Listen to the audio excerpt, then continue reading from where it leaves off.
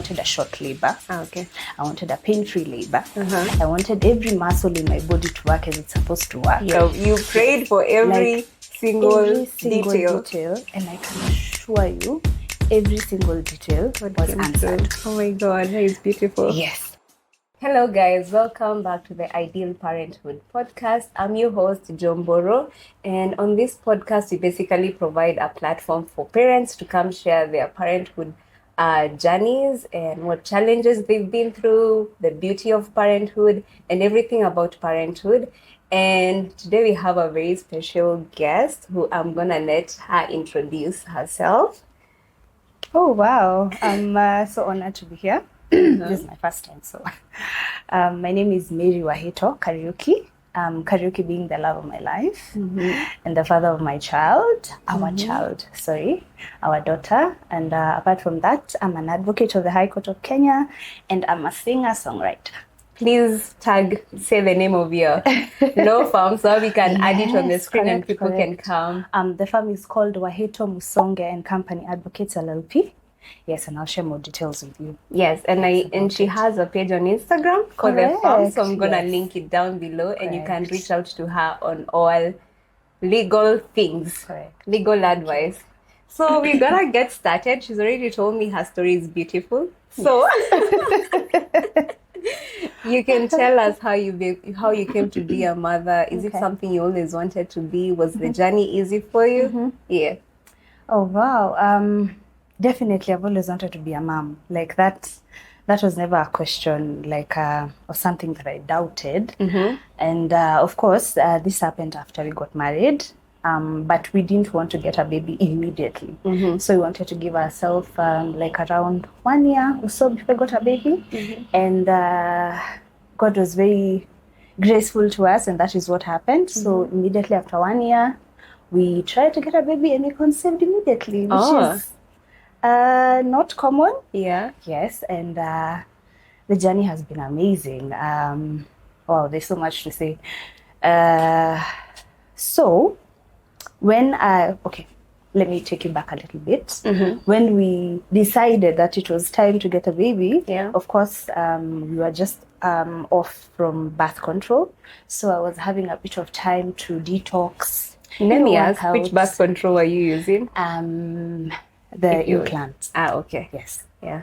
Okay. So I wanted to give myself a bit of time to, just get my hormones back, detox the body, just prepare the body for conceiving. But little did I know that I conceived immediately after we had it removed. So by the time we were praying and trying, it already happened. And the thing is, I did not have any signs whatsoever. No mood swings, no morning sickness. For how many months? No acne. No. By the time we decided to test for it, according to our calculations, we were maybe around 12 weeks or thereabout. Okay. But when we did a scan at the hospital, I was already 14 weeks gone. And the first trimester was beautiful. I was glowing. My hair was growing. Like everything, all these things that people talk about pregnancy, the bad things. I kid you not, I had none of those. Oh wow! It was so amazing. So after, at least you've known me from way back. Yeah. I'm one diligent person. Whenever I'm in a season or stage in life, I want to really know a lot about it. Yeah. So I was doing all this research. What do you do when you're pregnant? What happens during week this, week that? What happens to the baby? What do I eat? How do I prepare my body? So, and I've always been into fitness and working out. Yeah. And so it wasn't just as any other mom would want. I wanted to make sure that my baby will grow well. Yeah. That the pregnancy will be smooth by God's grace. So in the process, I was researching online and I came about a book called Supernatural Childbirth. Yeah. The lady's called Jackie Myers. Myers, I think. Yeah. The spelling. We'll find the book. I actually have it. I okay. can share with you the image, you'll see it. And she was talking about like she shifted my mind and my view of pregnancy from, it was mind-blowing, for lack of a better word. And she was talking about how she has had pain-free childbirth. You know, all these stories about the way people talk about how they suffered. And for her, it wasn't just one baby, it was multiple pregnancies. So I was like, hey, if someone can have this, you can also why have not it. me? I'm a believer in God. I'm a believer that God can do these things for me. He's already given me a smooth pregnancy from the start. So why not even to the end? So after reading the book and reading even testimonies of other ladies who've been there, I decided I didn't want to trivialize any detail that was in the pregnancy that God had done. So I decided to write them down. Every prayer item, or rather, you see in the first trimester, there are all these expectations that are there of negative things that happen, but they didn't happen. So I noted them down as prayer items, and I said they were answered because none of them happened to me. And then I wrote prayer items for the second trimester, for the third trimester, and even after the baby being born. And I'm talking about details, like details, kama ni the growth of the baby, perhaps when the baby turns, the cord should not be around the neck, the muscles should work perfectly, like details to, I wish I carried that notebook. I forgot it. Give an example of how you were writing them, if you can remember. Something like, for instance, during the third trimester, I wanted a short labor. I wanted a pain-free labor. I wanted every muscle in my body to work as it's supposed to work. I wanted the baby to be in the right position, going, being in a, do they call it, is it anterior? Where the head, the back is on my tummy, and she's facing my back. I think it's the easiest position of birth. I wanted, like, how do I say, every single detail. I didn't want to labor for long. Oh my God, why did I not carry that book? But I have images of it's okay. At least we have an idea of, you prayed for every single detail. And I can assure you, every single detail was answered. Oh my God, that is beautiful. Yes. But now, at around the time when we were getting to know the gender, something happened that I'd say it's a test of faith. And so when we went to do the scan, initially we had done scans before and everything was fine, the baby's growing great, but they kept telling me I'm not adding weight enough, sijui sikuli, and I ate. Did you have cravings? No. Wow. It's good you say that. That was part of my prayer items.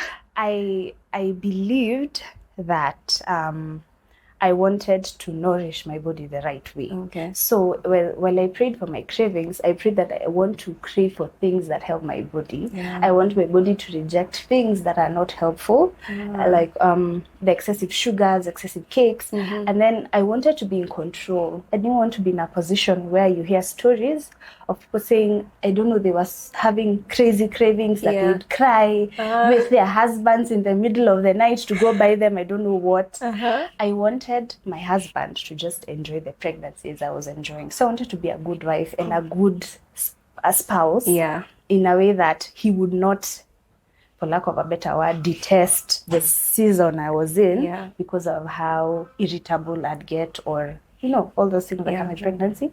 And that was answered. I used to eat tilapia, njahi, like all this healthy foods. Give me soda, give me cake, I'll have a bite or two and I'll be like, I'm done. My body doesn't want it. I'd reject it. So back to where I was. When we were checking for the gender, of course they confirmed it was a girl, and then they did a scan at the top of my tummy, the pregnancy bump, and they told me that I had grown a fibroid. And this is not something I had before or had been seen before. I don't know, maybe either it was there but too small, or it wasn't there, I don't know. So all of a sudden, this crazy faith of supernatural childbirth was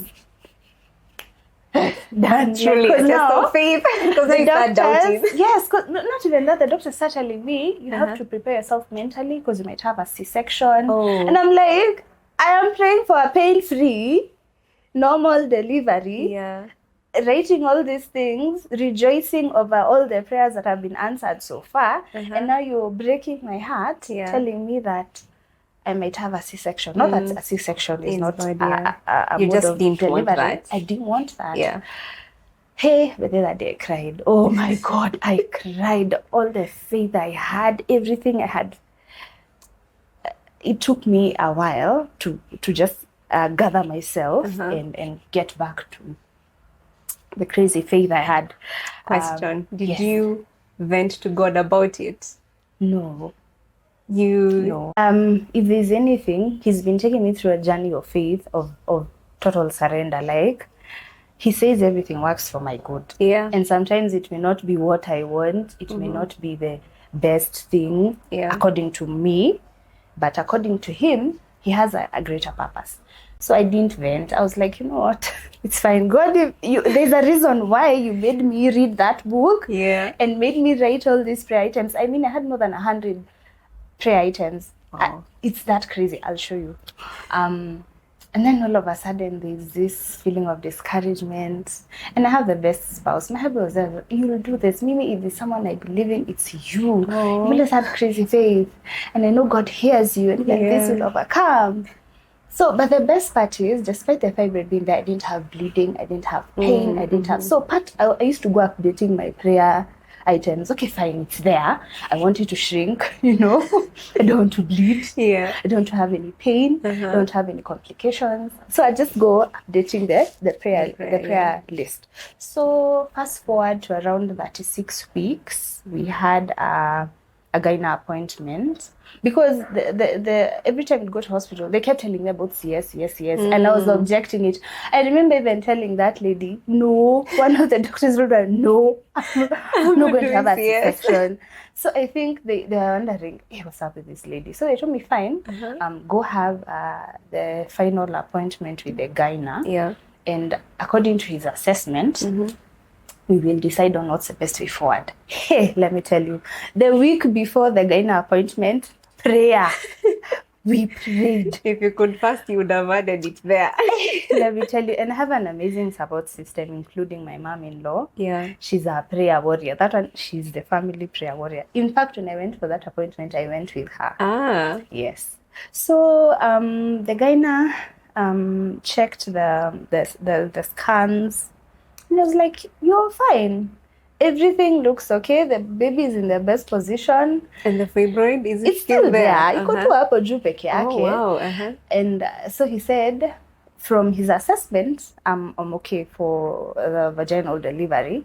But in the event anything arises, then I'd perhaps, for instance, if I go past my due date, they'd have to induce me after a week. And perhaps if complications come in now, the CS would come in. But according to his assessment at the moment, I was cleared.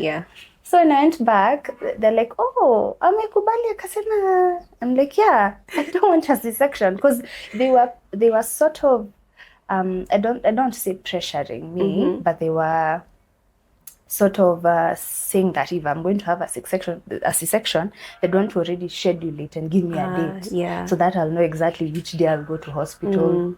All that blah blah blah. So 40 weeks came.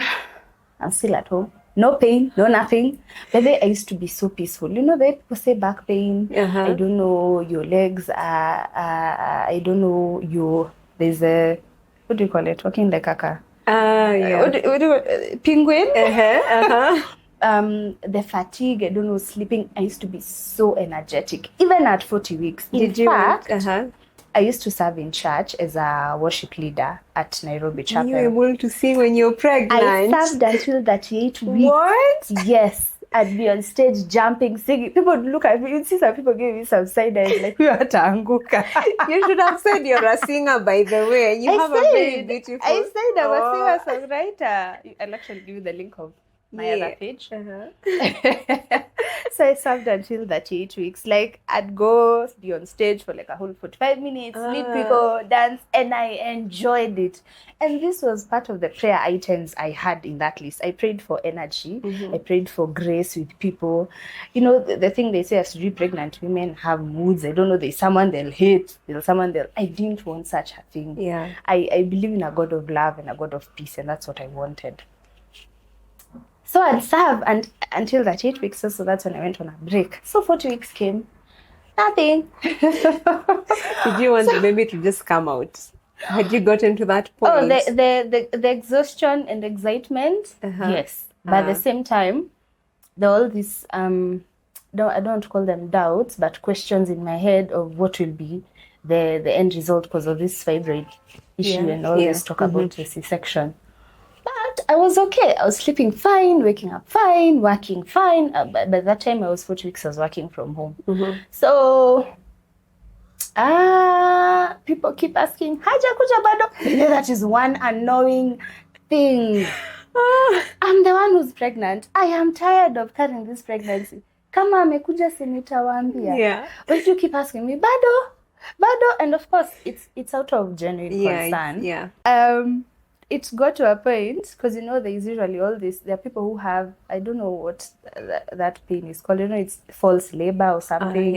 Some kind of pains people have. Like I had zero pain, no back pain, no nothing. And by the way, I forgot to say, throughout the whole pregnancy, I used to work out, do stretches every single day, walk every morning for like half an hour while I'm getting some good vitamin D from the sun. So I'd really prioritized health and fitness. You know, all this, doing the squats, the stretches, the Pilates, all those things.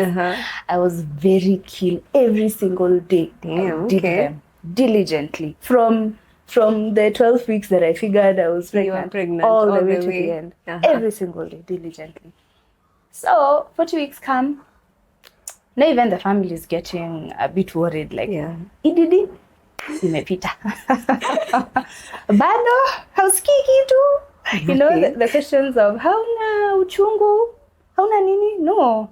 And so when I went for the final clinic in hospital, they gave me a sort of a deadline at 41 weeks, a specific date, that is 14th of July, 2023. Because that's when, and that's the same day she was born. They gave me a deadline and they told me, if by 14th of July you won't come in here in labor, we will have to induce you on that day. So that she comes out, because we don't have to go past those days. So updating my list, 14th July.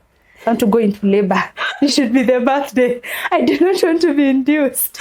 I believe my body can produce all the hormones that are needed to bring effective contractions. Like, these are the prayer items. Writing declarations. And updating the list. Hiya, 14th July comes. Now this is the D-Day. We've already packed things. We know if the baby doesn't come today, we have to go to hospital to be induced. At around 10, 11 in the morning, we were listening to some of our favorite. My husband is also into the music industry. So we were listening to just a collection of gospel live music. And I was just in the house dancing, energetic, full of life. I don't know, I can't even explain what was going on, but I was feeling so much joy for some reason. And then I told him, I'm feeling some type of way.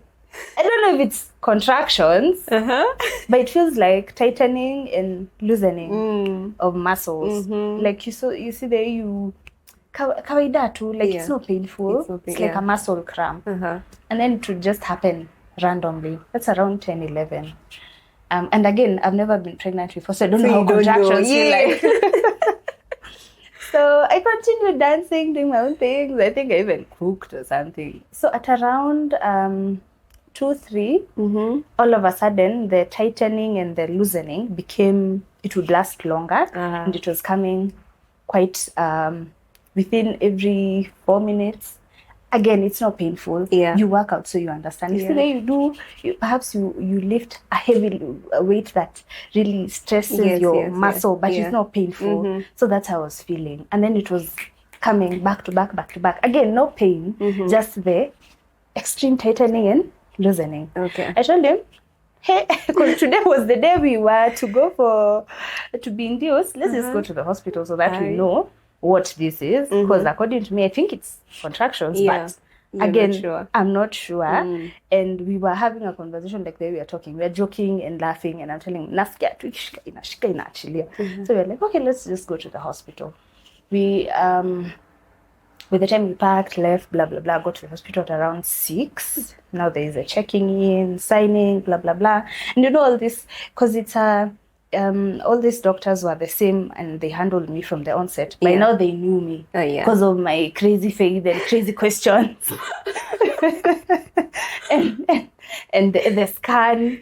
So when I got there, I was even wearing pants. She's like, so when I got there, they told me, umekuja clinic? I told them, no, nimekuja kujifungua. I'm like, uko na labor? I told them, I guess. Damn. So they took me, of course, to the other room so that they could check whether I'm dilated. And even had to change because I wondered, kuja na jits, surely, nimekuja kujifungua. Who does that? Yeah. So while we were having the conversation with the midwife, I told her, I think I'm having a contraction. Just wait before you check me because it's kind of intrusive. So I've heard. They put their fingers in there. It's just, it's intrusive, but they have to do it. Yeah. So I told her, I think I'm having a contraction. Give me a minute. But we're still talking. She was like, oh, inaisha. Sasa niangalie. And then she checks. So with my research, I had already learned that by the time you're giving birth, your cervix dilates to about 10 centimeters. Yes. So, you know? So she checks me and she's like, hey, umefunguka. And I ask her, what do you mean? She's like, you're already 8 centimeters dilated. Damn. You know? Yeah. Like, huh? And by then my water had not burst. So everything was still intact, but the body was just dilating and dilating. So I went and told my husband, I'm 8 centimeters dilated. He's like, what? How's Kiki do? Either you have high pain tolerance or this is just God answering all your prayers. Exactly. This is God. This is just God. And I can assure you within a few hours, she was here. What? In fact, after they checked that, from the doctors to the huyu anafanya scan anaitwa nani, I can't remember her name. They all came in and they're like, haya ni wewe. Haya ni wewe. Because they could see the reports about my pregnancy and how dilated I am and how well I'm doing and how calm I am. Yeah. In fact, one of them told me, wewe juu unapendwa. You're a Hebrew woman. You know how the Bible talks about how the Israelites, women used to give birth? You know? Yes. She told me, you're a Hebrew woman. Wewe juu unapendwa. Those are her exact words. And I just smiled and I told her, unanikumbuka? Like, you remember me? I used to tell you. I don't want a C-section because I'm going to give birth. You're like, see God. See God. And I can assure you within no time she was here and she was a big baby, 3.6 kgs. Wow. And it was easy. As in, I can't tell you I struggled. Even at the point where it was really intense, again, it feels like lifting weights that you're not used to and there's a lot of strain on your muscles, but there is no pain. No back pain. The way you see people giving birth or laboring, yeah, I don't know. The massages and what? There's back pain, nothing. I was completely okay. Aya, hiyo tumesikia. Be prayerful, declare over your life. Correct. If you can read that book, it's amazing. It will just take your faith from 0 to limitless. Yeah, that's amazing. Now that we're even talking about God and whatever. So let me ask, because you got married and you're a faith person, you're a Christian. Does the church prepare you before marriage about parenthood? Do they ever talk about it maybe in the marriage counseling classes or did anyone try to help you out through that process, like talk to you about it? Oh yeah, the church does. Okay, the period before the wedding, that premarital counseling, that's usually, according to me, that is I don't feel it is as efficient because most of the times it happens when guys are planning the wedding. There are so many things running in your mind. At some point, attending those sessions is like protocol, like situmalize premarital counseling. You get what I mean? Yeah. No, it's impactful. Yeah, that's but true. It's in a season and a time where It's there's so chaotic. much going on. Exactly. Yeah. So it may not be efficient. But churches even have counseling after the wedding is done to work with couples.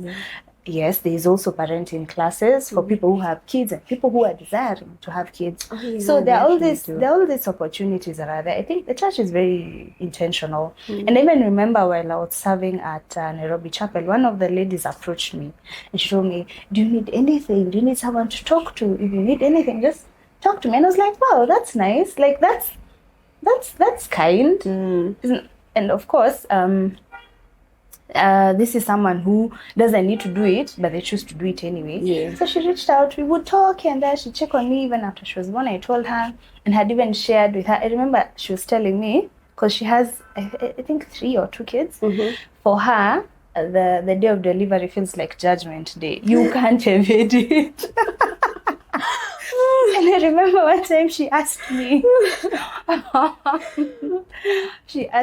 "Are you afraid?" I told her, No, I'm not. Because she was like, Mimi, for me, giving birth is like Judgment Day. And then what I realized is, through the pregnancy, people who are close to me, friends and family, I'd share my view of the supernatural, childbirth, everything. And most often times, people would wonder, is it even possible? Yeah. Because this is not a common thing spoken about. Perhaps I looked like I was Delulu or something. Yeah. I'm pretty sure you're like, lakini usiplan. In fact, they used to tell me, keep an open mind. Yeah. And I had an open mind. But you see, I felt completely led and convicted that it would be a supernatural experience. So I got to a point where now I just kept quiet because I didn't want to share.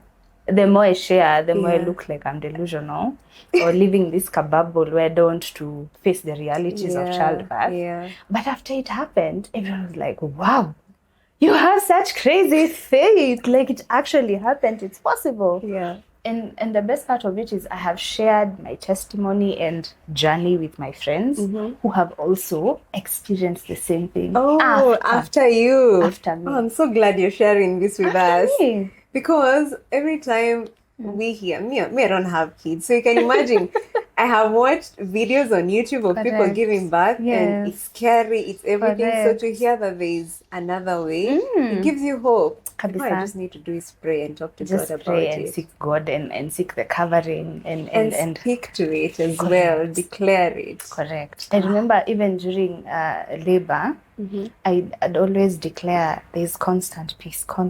You know, there's a scripture. It's evading my mind. I think it's in Isaiah, and it talks about how he keeps in perfect peace those that are steadfast because they trust in him. I think those are the words. So every time, perfect peace. I don't want any anxiety. I don't want any fear creeping in, because fear is a product of the enemy. It's not from God. Because worrying, all these things, like I'd cancel them. In fact, I'd meet with people after sharing my belief of the pregnancy. They tell me, utajua ujui, sisi tumezaa wengi, unadhani bebe na wako ni wa kwanza. So whenever someone would say that, I would cancel it in prayer, and that is not my portion. And anyway, I wouldn't blame them, because some of them are talking from the traumas that they experienced. Yeah, that's true. And I feel like part of the reason why people approach pregnancy with fear is lack of information. Because the minute you know this happens, this hormone is needed for contraction, you need to be in the best state of mind for this, do this type of exercise to make your pelvis flexible, to prepare it for birth. So to prepare a book. Let me tell you, if I could write a book for us to prepare for pregnancy, man. If you ever get time, please write. We'll buy it. So there were all these things, how to make sure your pelvis is in the right position and right flexibility to open up, because the body has been designed to birth. do that work. Yes, Yeah. So I think that is it. And even after childbirth, part of my prayer items were, I even prayed for hair, any physical features, everything. And I can assure you that baby girl has beautiful hair. And she was born with a lot of hair. And it is thriving and growing. I mean, not all total details to Dogo people take for granted. I just wrote them down there and God answered. Uh-huh. And even after she was born, I told you I had prayer items for, let's say, the first 3 months. Mm-hmm. Normally, people say the first 3 months are the hardest. Yeah. Prepare yourself not to sleep. Mm-hmm. Prepare yourself to suffer. Prepare CG yourself. The baby might not attach. CG what? Oh, breastfeeding. Yeah. The breastfeeding is hard. Maybe your supply of milk may be low. All these were part of my prayer items, and I can assure you they were all answered. As in, the first 3 months for me and my hubby were the smoothest. Oh, wow. We used to sleep. What?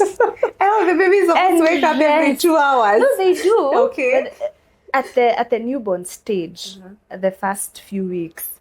But eventually they start now, or rather, I had even read to understand when a baby is 2 weeks or 1 month old, their awake window, meaning how long they can stay awake is this, and the naps are this and this, so that I'd know to sort of just have a routine to even keep me sane so that I can anticipate something. So we wake up at 8, we go to the window, have a bit of sunlight. This prepares the baby's internal clock to know it's morning. We wake up. Okay.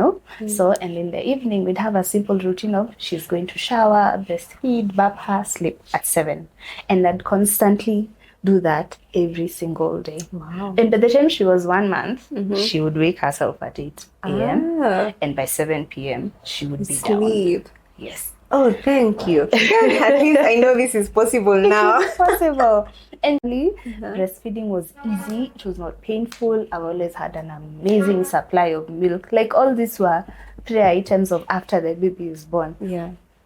And it was so easy. She would feed well during the day, and in the evening sleep longer. And even when she'd wake up at night, it's breastfeed, sleep. There's no soothing, the baby is crying, the baby has refused to sleep.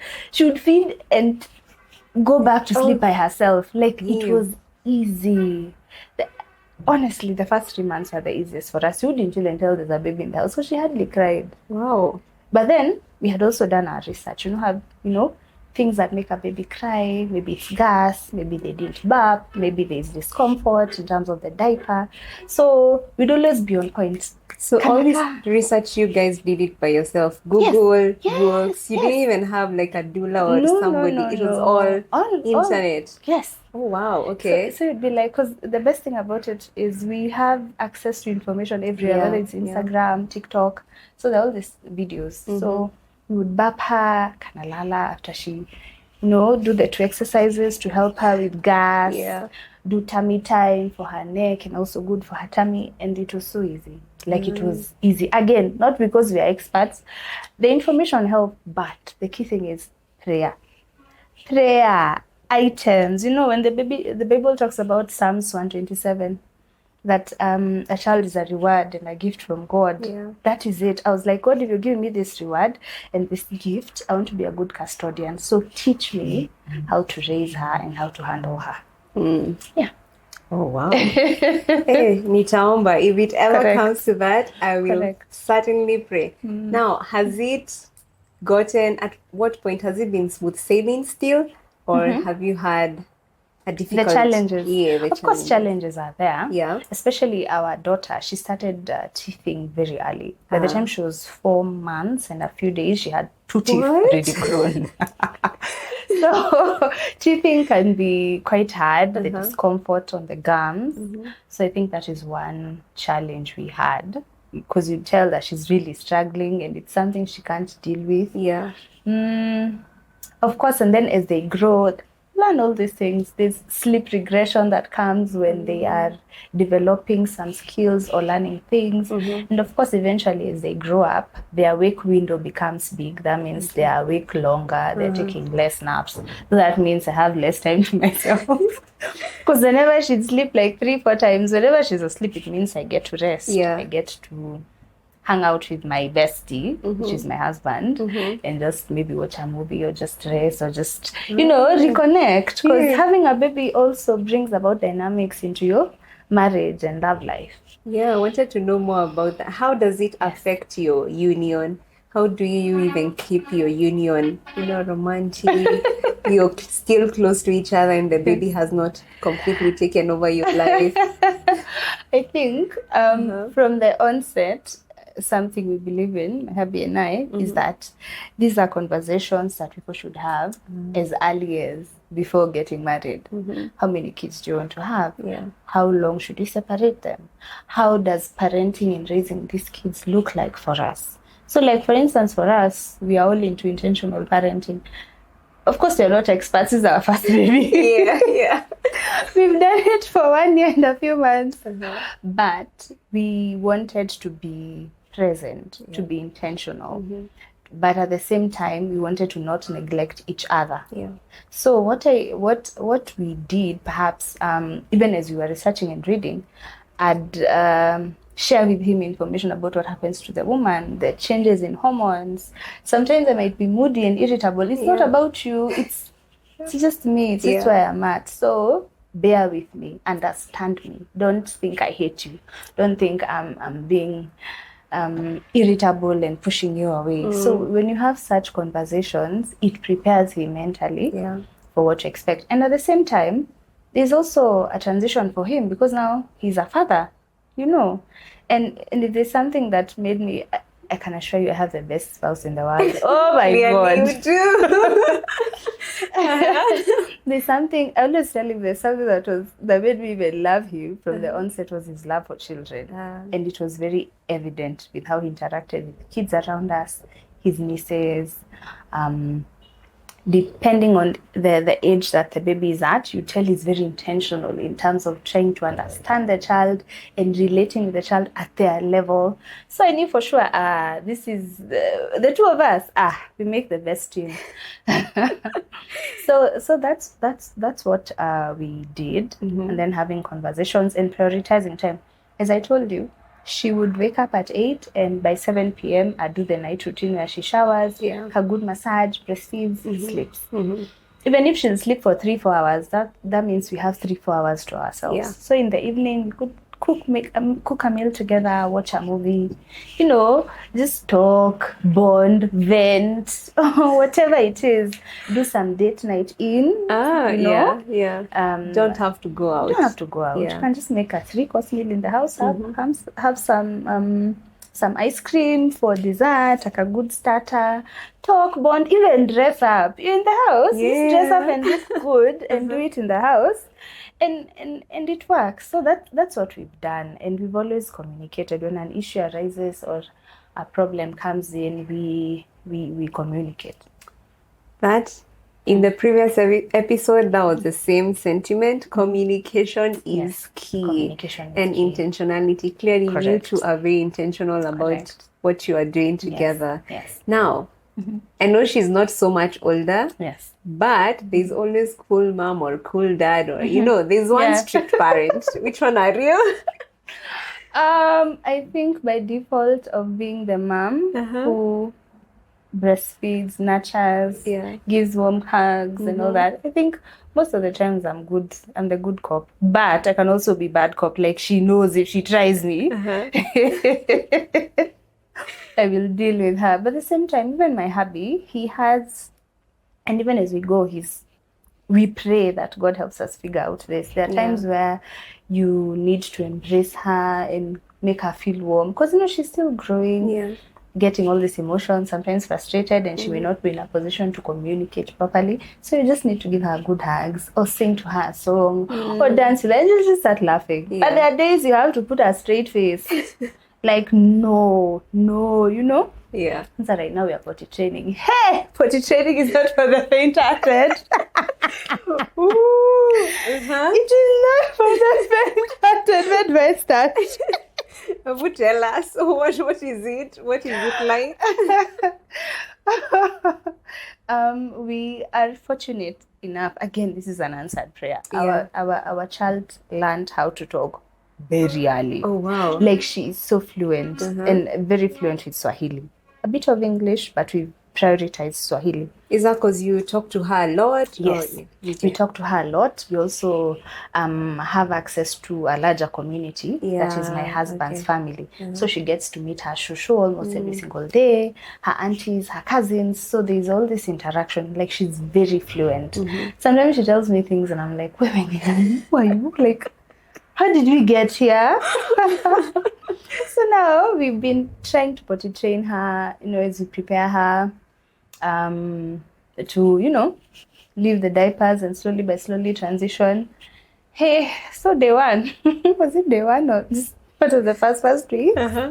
We've even created slogans. Potty time, potty time. We march around the house. It's fun. Even to songs here and there, just to repeatedly create that expectation and routine in her head that potty time, when you go to the potty, that's where you pee, and that's where you go and have a number 2. So we were I think, yes, we were both working from home, and we at the same time potty training her. So at some point we both got distracted. I was reading emails on my phone, my hubby was doing something on the laptop. She wanted to pee and she was trying to sit on the potty, but I think akachoka ama ikatoka tu. So she peed right next to the potty. Then the next thing, the number 2, hapo. So she's on the floor. Oh Lord. And then I'm like, Mommy, oh my God, like I can smell it. I'm like, oh my God, it's right there. The best thing is she was wearing a dress, so it didn't swell her dress. It just went to the floor, but her socks had it. Hey, now it's running around, wiping the floor, nini. But then at the same time, we were clapping for her. Like, she tried to sit on the potty. We were the ones who were distracted. Hey, hiya, second incident. Again, she wanted to go to the potty. The number 2 just fell on the floor. And it was a round ball, chocolate-like. She just held it and told me, Mom, Shika.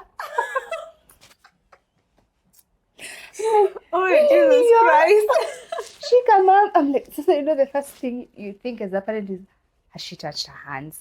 Has she eaten it or tried to lick it or licked her hands? Did she touch her face? Where else did it fall on the ground? So in the process, I had to clean the whole house, clean her hands, clean her.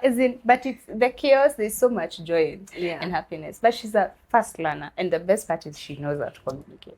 That's amazing. Yeah. So those are the ups and downs. But it's very fun. Proof that you fail a couple of times before you get it right. Correct. Yeah. Now let me ask. Okay. So you're both intentional parents. Yes. But have you gotten to a place where there are things you don't agree on how to parent the child? Like, can be the slightest of things. Like, what could it be? I don't want to say school because I'm pretty sure those are big decisions. Maybe you already make. Is there anything? Well, I wouldn't say it's a disagreement per se, but just a different view of things. Yeah, different view. I being the mom, I'm soft. I'm more lenient, so to speak. So sometimes he might correct her, and I'm like, she's just a baby. Like, just tell her again and again, she'll do it. Or maybe she's just doing something mischievous because she's acting out. Maybe she's seeking our attention, and we are kind of distracted. So that happens, but we're all learning, so we're all in the process. It's just a matter of working together. I'm surprised because a lot of dads have a harder time correcting their daughters because they're like, oh really? Yeah, at least that's what I see on social media. My hubby loves her. Like, they are buddies, they are besties, but at the same time, he will discipline her. And the best part is, she listens, and she's actually, you can tell that she's learning, because you might give her an instruction, and as much as she wants to rebel, she will do it, but do it while crying. Like, tell her, kuja hapa. You know, essentially, you'd see her maybe running away or refusing. She'll come crying, and then she'll just lie on you and tell you pole. Like, so you can tell she's learning. Okay. Now, clearly, one of the foundations of your good parenting or your journey is having a good partner. Yes. How crucial is it? Like, this is now for the people who probably don't have kids yet. Yes. Give them advice on that. With my little experience at this, because again, I'm just a mom of one. Yeah. As I had told you earlier, these are conversations people need to have from the onset. Like, not even before, that, choosing a partner. Oh, Because choosing for a you, partner. your partner is very intentional. Yes. You guys communicate. Like, it's a good, solid relationship. And obviously, if you want to have a long-lasting parenthood or marriage, because marriage is mostly the foundation of that, what advice would you give us who are not even dating yet when we are choosing a soulmate partner? I think, just as I said, everything goes back to God. Pray about it. But at the same time, I feel like even as you pray, you have to take a few actions towards what you're faithing towards. Tell us to go outside. Of course, there is that. Sasa wewe ukilala kwa nyumba January to January. Hey, tutasaidiwa aje? Of course, you have to socialize. That's how you meet people. But people even meet online anyway. That's a whole other topic. But I feel you have to take a few actions yourself. If you're faithing to have a good wife, someone who perhaps, if you have, people have all these qualifications or maybe expectations of what they'd want. I'd say also, as you wait for that partner, live like someone who's worthy of that partner. You know, you get what I mean? Because there's no way you're out here doing all these things and expecting to get an angel from heaven who'll be perfect. Yeah. Like, both of you, you get what I mean? Like, live like someone who's worthy of that partner that you're faithing for as well. Because the both of you will now come as complete persons and complement each other. I think, honestly, because even for us when we met, it was just God. It was just God. It was unplanned. It was unexpected. We clicked from day one. You met in church? No? No, but in a music and arrangement environment so many years ago. So we've had years of friendship, years of knowing each other, years of... Oh yeah, another thing, I feel people need to be their authentic selves. You don't have to put on a face or look a certain way so that you can be pleasing. And then after maybe you guys are together, that's when you start showing your real self, and this person is like, I didn't sign up for this. So be your authentic self. They will love you as you are meant for you. Yes, they're meant for you. And of course, once you're together, you should also be open to a few compromises and changes, because I can't just sit there and like, mimi sifanyangi hivi na hivi. I'm now a wife. I have to adjust. You're a husband as well. You have to adjust and make changes, because that's how life progresses. And I feel like these days I don't know if it's traumas from our growing up, previous relationships. It affects a lot. So people need to heal if there's such an issue. But I also feel, personally for me, one thing that really informed my decision to love him and choose him was my experience with my dad. Like, fathers have such a huge impact in every child's life. And growing up, my dad was like the best. Like, if there's someone who taught me what it means to be loved and loved genuinely, it was him. So even by the time I'm getting a boyfriend or a spouse, I know red flags when I see them. And I am confident enough to know that someone cannot do this or that to me, because that is wrong, because that is demeaning, that is... I won't give them a free pass when they do. You see these red flags that are all over, or maybe manipulative people, psychopaths, whatever it is. Healthy relations are important, and if something is not healthy and these red flags keep coming and coming, you have to run. Walk away. Walking away is the hardest part, especially when you think you have feelings for somebody. But you have to pray, and you have to pray, because God always works his things out. And apart from praying, you need to obey, because you might pray. Obeying is the hardest. And God tells you, leave.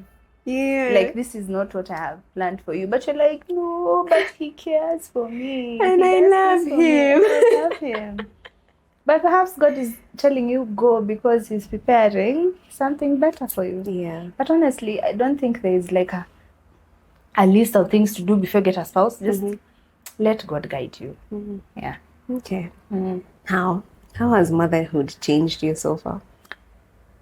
I'm chubbier.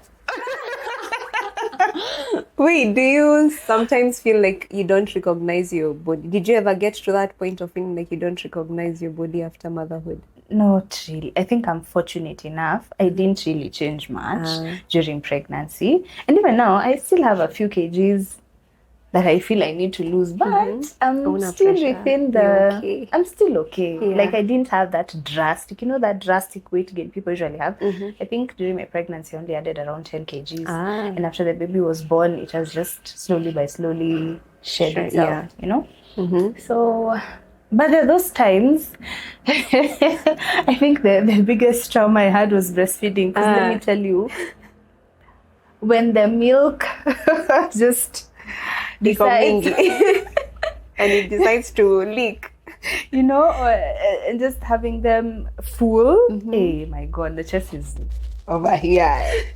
You look at the cup size that you had before and now, and you're like, will I ever regain my chest again? Whichever change. I think that for me has been the biggest change, because let me tell you, they grow big. They grow big throughout pregnancy and even after childbirth. But I'm told that after you're done breastfeeding, they'll eventually...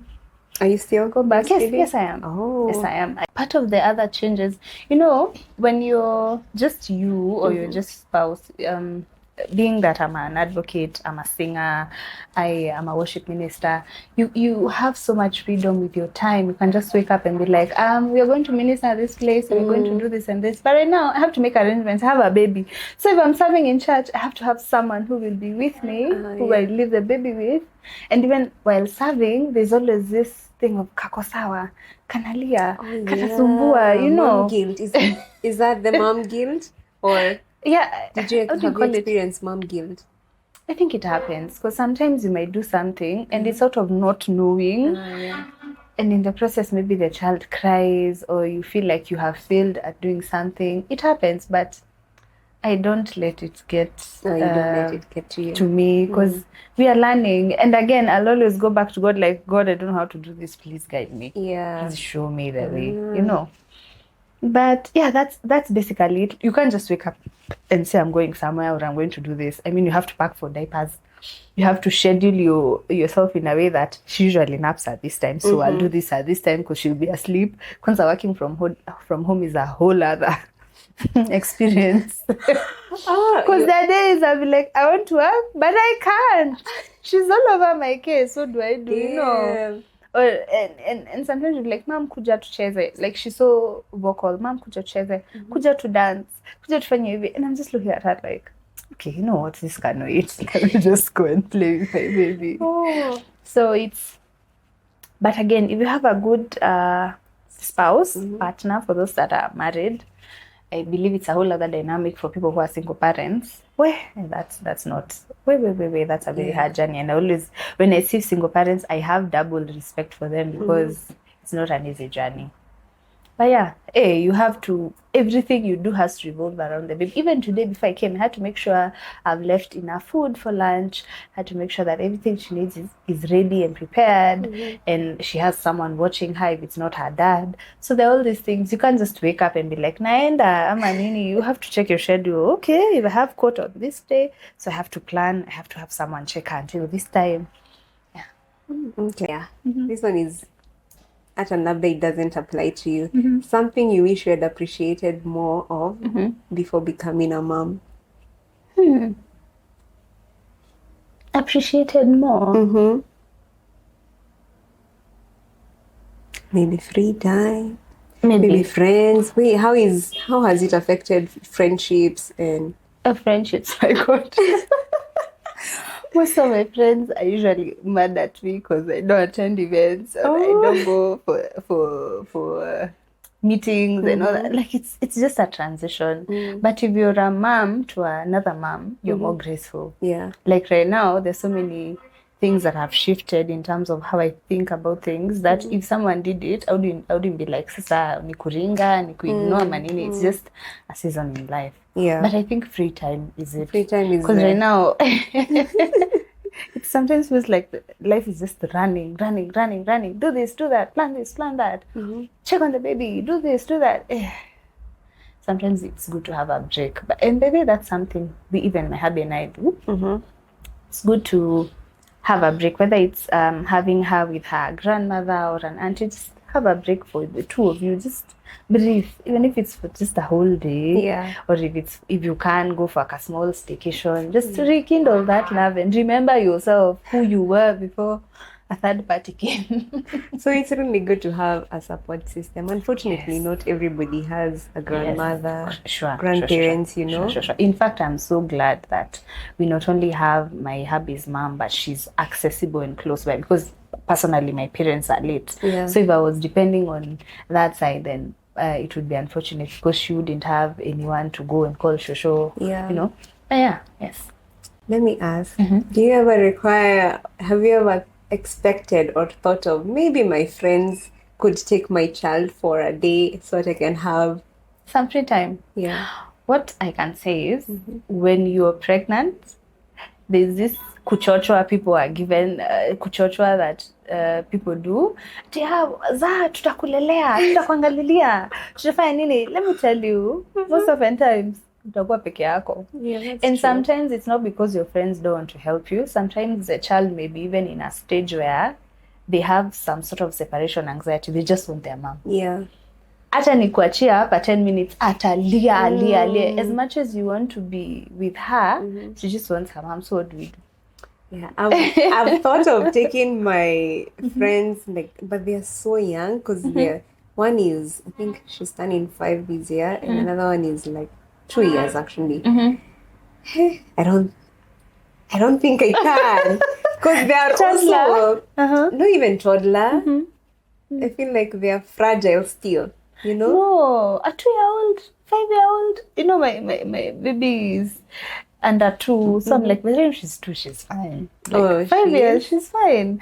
I just think the best thing would be the child should be familiar with you and comfortable around you. After that, those are easy.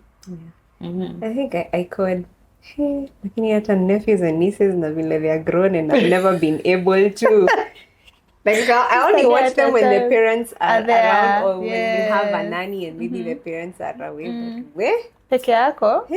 Let me tell you, even I sometimes wake up and I look at her and I'm like, "Guy, when you are nanny, like this is my baby." And not just that, like we have raised you for over an year. Yeah. And we just clap for ourselves, like nobody. If someone ever asked me, are you sure you're gonna handle it? I'd be like, no, I'm not sure. I'm not even confident in myself, but yet I do it every single day. You can do things through Christ who strengthens you. Correct. Anyway, now as we wrap up, what do you think will make you believe or think that you've had successful parenting, you've guided your child well? Do you think there'll ever come a time where you'll be like, you know what, actually did a really good job?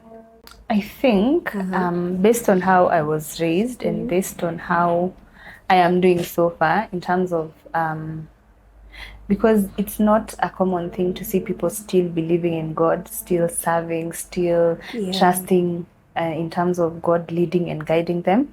I think the minute I just, the Bible tells us that teach them when they're young, and when they grow up, they won't depart from those ways.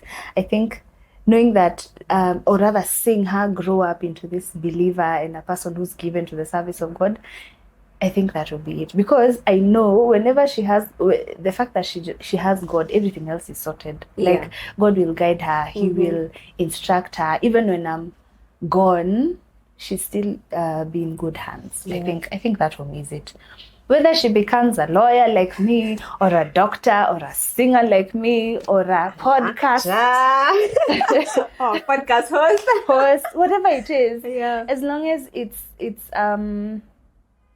it's something that adds value to the people of God and humanity as a general and gives glory to God, then I am good. It means I did right. I raised her right. Oh, good. Now that you even talked about that, I know we are not, okay, as Christians, we're not supposed to worry about, the things that are going to happen in the future. That's all in God's hands. But today's society is weird. We are not being raised in the same society as guys grew up. There's so much on the internet. There's so much they are exposed to, and at a very young age. Do you ever worry about those things and how it will impact her?